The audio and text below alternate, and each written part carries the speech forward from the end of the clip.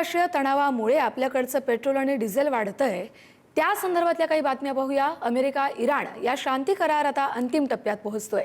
पाकिस्तानच्या मध्यस्थीनं हा शांतता कराराचा मसुदा तयार होतोय। अमेरिका इराण शांती कराराच्या अटी आज जाहीर होतील। शांतता करारावरती स्वाक्षरी होताच होर्मुझ सामुद्रधुनी देखील खुली होणार आहे। पाकिस्तानच्या मध्यस्थीनं अमेरिका आणि इराण दरम्यान संभाव्य शांतता कराराचा अंतिम मसुदा काही तासात जाहीर होण्याची शक्यता आहे। त्याचमुळे जागतिक पातळीवरती अभूतपूर्व ऊर्जा संकट दूर होण्यास मदत होईल। पाकिस्तानच्या मध्यस्थीनं अमेरिकेच्या प्रस्तावावरती इराणकडून गांभीर्यानं विचार सुरू असल्याचं सरकारी सूत्रांकडून गुरुवारी रात्री सांगितलं गेलं होतं।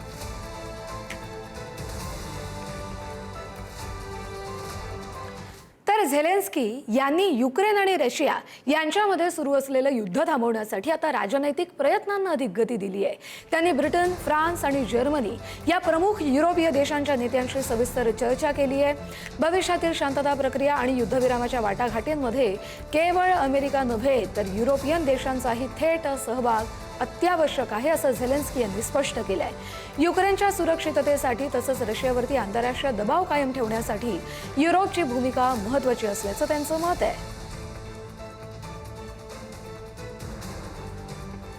तर युक्रेनच्या सुरक्षिततेसाठी आणि रशियावर दबाव आणण्यासाठी युरोपची भूमिका महत्त्वाची असल्याचं झेलेन्स्कींनी मत मांडलं, तसा व्हिडिओ त्यांनी प्रसिद्ध केला आहे। युक्रेन युद्धाच्या समाप्तीसाठी झेलेन्स्की यांनी मोठं पाऊल उचललंय। पश्चिम आशियामधल्या युद्धामुळे भारतीय रोजगाराला त्याचा फटका बसतोय। आखाती देशांमधून कामगार मोठ्या प्रमाणावर मायदेशी परततायत। निर्यात घटल्यामुळे स्थानिक उत्पादनावर त्याचा विपरीत परिणाम होतोय।